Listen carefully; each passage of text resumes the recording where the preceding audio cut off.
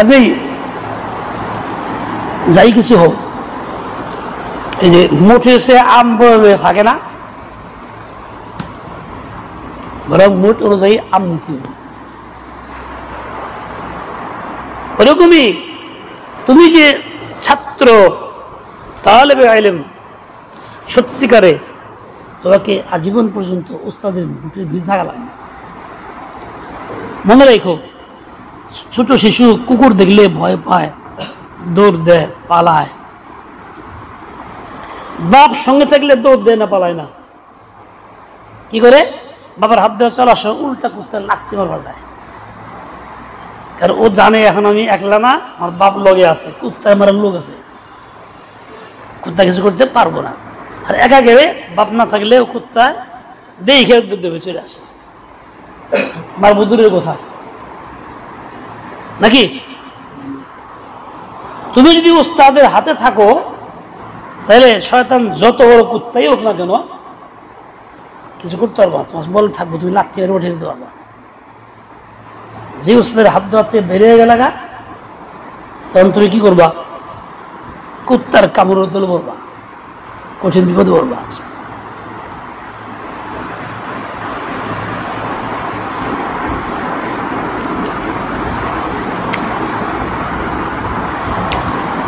কথা বুঝছি? এই জন্য আজীবন উস্তাদের হাতে থেকে, খতিব হও, আলেম হও, যাই কিছু হোক, শাইখের পরামর্শ ছাড়া চলুন না, কঠিন বিপদ বলবা। আজকেই নেটে একজন বের করলো, মক্কার ইমাম, সে এখন সিনেমার নায়ক, ছবি দিছে, সুন্দর দাঁড়িয়ে, সুন্দর সবকিছু। আচ্ছা, এই যে পথ ছেড়ে গুমরা হইল, নিশ্চয়ই কোন মুসলিমের মধ্যে কিছু যোগ্যতার আছে, এলিম তো কিছু হইল, সেই লোকটা এই পথ ছেড়ে গেল কেন?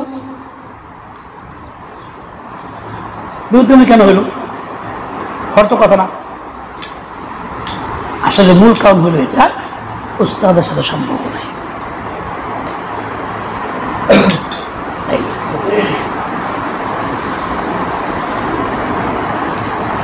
আমার এক মুরিদ আছে, বড় আলেম, মুফতি আব্দুল হালিম, আমার খলিফা বর্তমানে।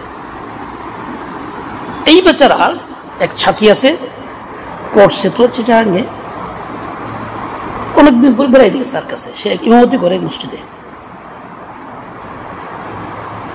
এখন বেড়াইতে গেছে, অনেকদিন পর দেখা হয়েছে, থাকছে, যে থাক, ঠিক আছে, দোস্তর কাছে থাকি, ঈশান নামাজ পড়ে আস, দোস্তর সবাই করে দিয়ে বেরিয়ে গেছে, থাকা মতো বিদায় অপেক্ষা রয়েছে। অনেক পরে আসছে, জিগা কই গেছিল, কয় না, মনে সন্দেহ আমার থুয়ে গেল, আমি আইসি একদিন পরে, দোস্ত মানুষ, ঘটনা কি? পরের দিন আবার এসে নাচ ঘুমা বাইতেছে, কই যাবি? কয় না। উনি কয় যে আমি এবার ঘুমাই নেই আজকে, জায়গা রয়েছি, কি করে দেখি যাইতেছে, আস্তে আস্তে আমি পিছিয়ে পিছিয়ে দূরত্ব বজায় যাইতেছি, কই যায় দেখি, গিয়া দিয়ে এক একটা মাজারে গিয়া ডাইরেক্ট শ্রদ্ধা করলো করে, কতক্ষণ থাইকে উঠাইল, পিছিয়ে পিছিয়ে আইসে, ওখানে ঘুরে আইসে, শুয়ে পড়ছে আগে, বুঝলো আগে, তিনি বেলা ধরছে, তুই কই গেছিলি? কয় না, না তুই সারা তুই মাঝে যাস নাই, তুই মাঝে যাস, তোর নামাজ কেমন হয়? কি করুন ভাই, বাজার কর্তৃপক্ষ আমার 5,000 টাকা দেয় মাসে, শুধু এই ডেলি রাতে একটা সেট দেয়, শুনে 5,000 টাকার জন্য যাই, 5,000 টাকার জন্য প্রতিদিন সে ইমান নষ্ট করে, প্রতিদিন সে শিরক করে, মুসল্লিদের নামাজ নষ্ট করে, ইমান সব খতম করে, বিনিময়ে 5,000 টাকা। মাজার পক্ষে খুব সুবিধা হইল এটা, ইমাম সাহেব শ্রদ্ধা করতে, শ্রদ্ধা করা যায়, অন্যদের গুমরা করার ওসিলা, নিজে একলাই গুমরা না, আরো 10 জনকে গুমরা হয়। বিনিময় কি? 5,000 টাকা। আলহামদুলিল্লাহ, আকাবের সহবতে ছিলাম। 5 লাখ টাকাও যদি দেয় তো লাগতে পারব। এটা আল্লাহর মেহরবানি, লোক দেখে কিছু করতে পারবো না ইনশাআল্লাহ। কেন? উস্তাদের কারণে। আর ওই পেটা তো উস্তাদ সম্পর্ক নাই, 5,000 টাকা তার কাছে অনেক বড়। এটা কত দেখাইলাম। এরকম ঘটনা বাংলাদেশে কিন্তু কম না, অনেক আছে, বিভিন্ন জায়গায় আছে। এই জন্য ভাই নিজেকে মুহতাজ মনে, কোনদিন মুহতাজ না মনে করলে তার কাছে ইলম এবং আমল আসবে না। আল্লাহর রহমত পাই, পানি সেখানে যাবে যে নিচু জায়গায়, উঁচু জায়গায় পানি যায় না। হ্যাঁ, এবার কি বলতেছিলাম?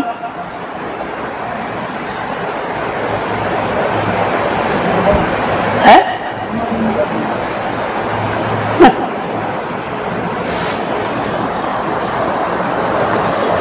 ইমাম বুখারী রাহমাতুল্লাহ আলাইহি অনেক কিতাব লিখছেন, তার মধ্যে এটা সবচেয়ে বড়। মুখলিস মানুষ, আল্লাহ কাছে কবুল হয়েছে এরকম ইখলাসের বদৌলতে, সারা বিশ্ব ছড়ায় গেছে। এই জন্য এই কিতাবের কদর বেশি। নাম হচ্ছে আসাহুল কুতুব বাদা কিতাবিল্লাহ। মান হয়েছে এটা ইজমায়ে উম্মতের উপরে, আসাহুল কুতুব বাদা কিতাবিল্লাহ। এমনিতেই হয়। মুসলিম সম্পর্কে এই ধরনের কথা আছে, তো ইত্তেফাক হলো এটার উপরে। ইমাম বুখারী উনি কোনদিন বড়দের দুনিয়াদারদের দরবারে নিজেদের কখনো গিয়ে ন্যস্ত করেন না, সবসময় মুস্তাকিদ থাকছে। বুখারার গভর্নর বলছিল যে আমার ছেলেদের এটা এসে পড়ায় দেন, বলছে এখানে পাঠান না, প্রাইভেট পড়ায় দেন। বলছেন যে আইন্নী লা আযুন্নুল ইলমা, আমি ইলমকে বেইজ্জতি করতে চাই না, এবং চাই না যে কোনো শাসকের দরবারে যাই। পড়াইতেই যদি হয় তাহলে এই 10 জন ফোকারা মাঝে এসে রাজি হয় না, কারণে সে বিরুদ্ধে লাগছে, কষ্ট দিছে। একবার দেশ থেকে বের করে দিল, বুখারা থেকে হিজরত করলেন, ফারতান গেলেন, শেষমেশ ওখানে ইন্তেকাল করলেন।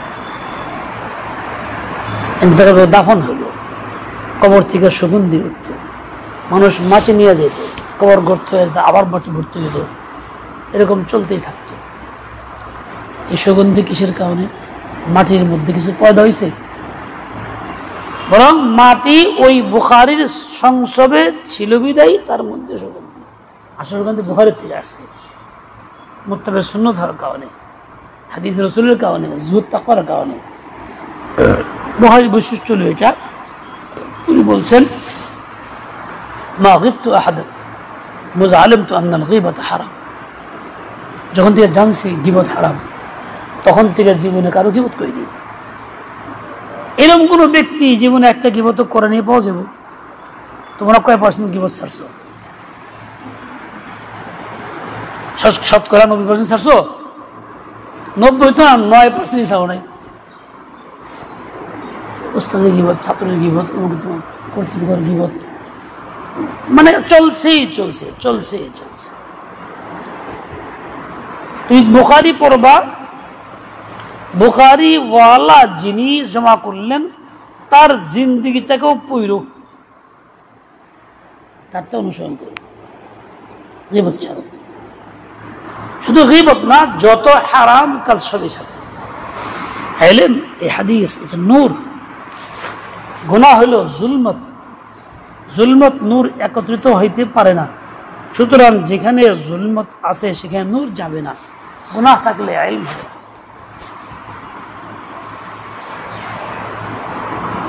ইলম পাওয়ার জন্য গুনাহ বর্জন জরুরি। বেশির কিতাব পড়ছো তোমরা, বাংলাদেশের মধ্যেও আছে। ইলম থেকে বঞ্চিত হওয়ার কারণ কি কি? গুনাহের ক্ষতি কি? এক জায়গাতে আছে যেখানে যে গুনাহ করে ছাড়ে না সেই লোকটা সহিহ ইলম থেকে বঞ্চিত হয়। এই যে বেকা মতো চলে এদিক যা ওদিক যা, আকাবের তরিকা বাদ দিয়া, ঘিউরে এক ইমাম সাহেব থানার ভিতরে বয়ান দিছে পূজার মৌসুমে এই পূজা সময় যাতে গন্ডগোল না হয়, নিরাপদে পূজা হইতে পারে, এই প্রসঙ্গে নেতৃবৃন্দের আহ্বান তারও মিটিং। দাওয়াতের মধ্যে একদম মিথ্যা কয়টা কথা বলছে, সত্য মনে করে নবীর কাছে প্রস্তাব নিয়ে আসছে কাফেররা মূর্তি পূজা করার কথা, তাদেরকে আশ্রয় দিয়েছেন। কি সব কথা বলছে।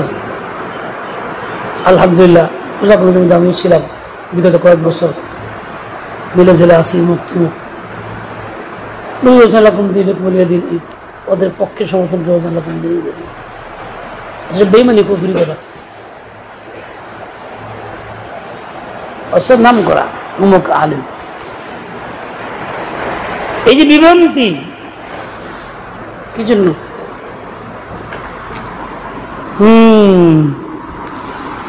উস্তাদের সঙ্গে সম্পর্ক, যার জন্য বিভ্রান্তি।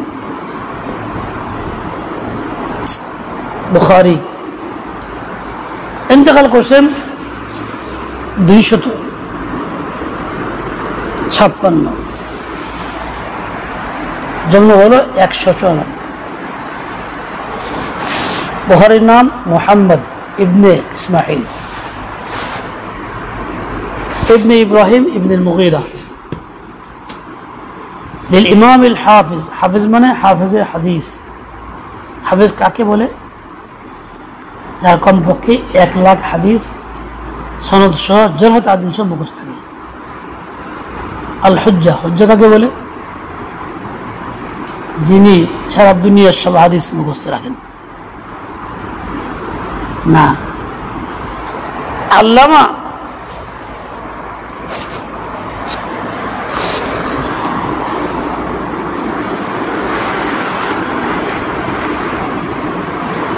আলোসির বক্তব্য অনুযায়ী 3 লাখ হাদিস যার মুখস্থ তাকে বলে হুজ্জা। সারা দুনিয়ার সব মুখস্থ তারা হাকিম।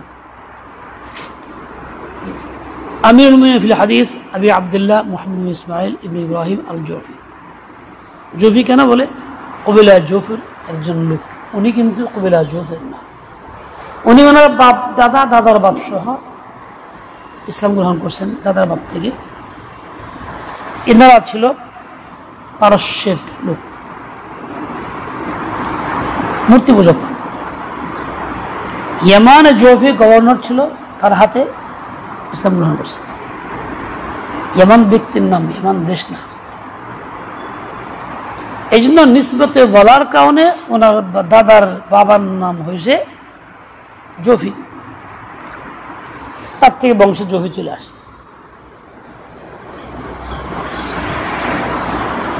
বুখারী বুখারার লোক, সেই জন্য বুখারী। কথা হচ্ছে নি? সহিহুল বুখারী সংক্ষেপে, মূল নাম তো বড়, আল জামিউল মুসনাদ আস সহিহ আল মুখতাসার মিন উমুরি রাসূলিল্লাহ সাল্লাল্লাহু আলাইহি ওয়াসাল্লাম ওয়া আসনাদি ওয়া আইয়ামি। এত নাম তো মুখস্থ করা মুশকিল, আলেমদের মুখস্থ থাকে না, গায়রে আলেম পারবে কেমনে? তাই সংক্ষেপে বাংলাকে বুখারী, আরবি থেকে সহিহুল বুখারী এভাবে চলে আসতেছে। হাদিস কাকে বলে? হাদিস কোত্থেকে আসছে?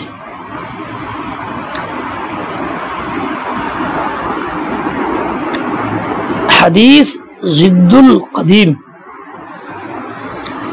কদিম বলে আল্লাহ তাআলা কালাম কোরআনকে, ওহী মতলব সবসময় আছে, লা ইয়াজাল। তার মোকাবেলায় হাদিস যা মুতাগায়্যির পরে আসছে, মুহদাসের অর্থে। কোরআনের তুলনায় এটা মুহদাস পরে আসছে, এই হিসাবে হাদিসকে হাদিস।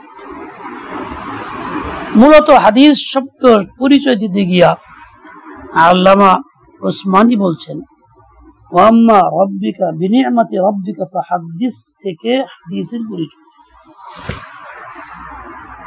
ফাহাদ্দিসের মধ্যে সিগায়ে আমর, নবী আপনি নিয়ামত বর্ণনা করেন।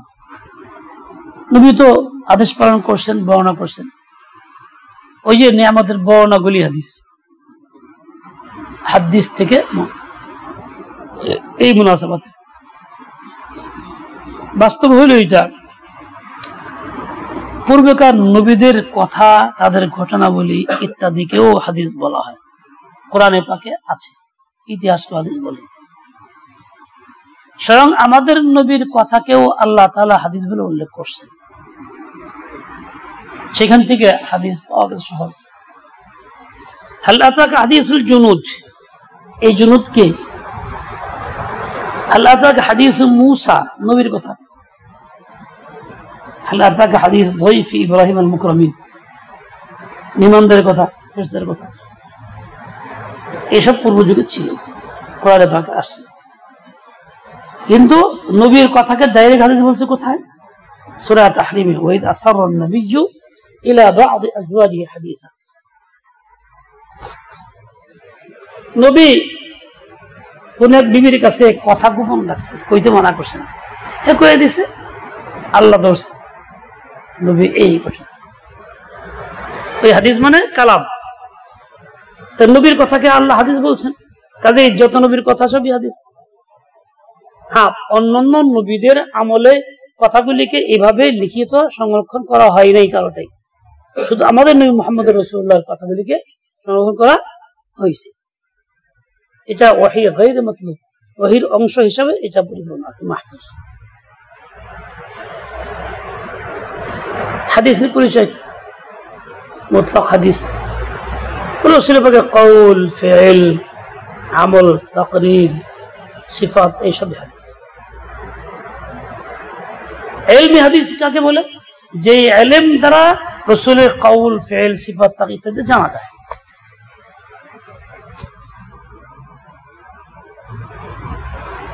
আসলে ইলমু রিওয়ায়াতুল হাদিস এমন ইলম যা এই নকলে হাদিসের উপর মুশতামিল, হাদিস নকল করা হয়, বর্ণনা করা হয়। যার ইলমু দিরায়াতুল হাদিস, যার মধ্যে হাদিসের মানা, শরহ ইত্যাদি হয়। এটা হলো উসুলুল হাদিস, যার দ্বারা সনদ এবং মতনের আহওয়াল সম্পর্কে অবগতি লাভ হয়। তাহলে হাদিসের পরিচয় দিতে গিয়ে চারটি বিষয় পরিচয় হবে: মুতলাক ইলমি হাদিস, রিওয়ায়াতে হাদিস, দিরায়াতে হাদিস, উসুল হাদিস। সবকিছুর খোলাসা হইলই তোমাকে হাদিস বুঝতে হবে কি জিনিস। নবীর কথা, কওল, ফি'ল, তাকরীর ইত্যাদি কথা তো বুঝি। রাসূল কি বলছেন? ওই যে মান হাজা মান আল্লাহু আন আল মুহাজির মান হাজা মান, প্রথম হাদিসের মধ্যে আছে না, হিজরাতু ইলা রাসূল, আছে না, নবীর কথা এটা। এবং ফি'ল কি? বহুত। রাসূল পাক সাল্লাল্লাহু আলাইহি ওয়াসাল্লাম কি করছেন? জামা বাইনাল মাগরিবি ওয়াল ইশা বিল মুজদালিফা, ফি'ল হইল। তাকরীর তো বহুত আছে, ওমর বলছেন পর্দার কথা, মেনে গেছে। সিফাত দুই রকম, ইখতিয়ারিয়া, গায়র ইখতিয়ারিয়া, দুটোটাই হাদিস, দুটোটাই হাদিস চর্চা। সিফাত গায়র ইখতিয়ারি কি? সৌন্দর্য, স্বাস্থ্য, শরীর ইত্যাদি, কথাবার্তা, ভাবভঙ্গি, আল্লাহর দান। ইখতিয়ারি কি? আখলাক, ব্যবহার, আদত, আমল যেগুলি আছে সবই। তবে মুহাদ্দিসিনরা দুইটাকেই আলোচনা করেন, আর ফুকাহারা শুধু সিফাতে ইখতিয়ারিয়াকে দলিল দেন, গায়র ইখতিয়ারি কিনা। আচ্ছা, এই পর্যন্ত থাকলো। সুবহানাকাল্লাহুম্মা ওয়া বিহামদিকা। চলো।